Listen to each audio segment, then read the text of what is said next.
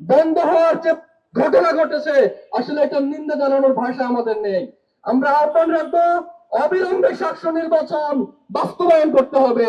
শাহজালাল বিজ্ঞান ও প্রযুক্তি বিশ্ববিদ্যালয়ের স্টুডেন্টরা যেরকম উৎসব মুখর পরিবেশে ভোট দিতে চেয়েছিলেন, তাদের সেই ভোটাধিকারকে অনতিবিলম্বে নিশ্চিত করতে হবে।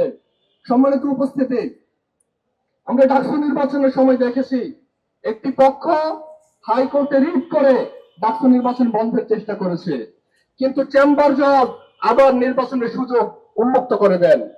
ডাকসু নির্বাচনের ক্ষেত্রে আমরা দেখি একটি পক্ষ হাইকোর্টে এসে নির্বাচনকে স্টে করেছে।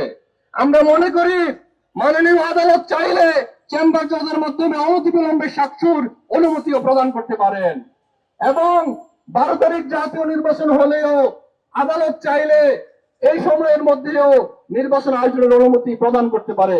আমরা প্রত্যাশা করব বাংলাদেশ যেভাবে গণতান্ত্রিক অভিযাত্রার পথে এগিয়ে চলেছে, সেই গণতান্ত্রিক অভিযাত্রার পথে আরো দৃঢ় পথে এগিয়ে যাবে, এবং রাষ্ট্রের সকল ইনস্টিটিউশন গণতান্ত্রিক সেই অভিযাত্রার ক্ষেত্রে ইতিবাচক ভূমিকা পালন করবে।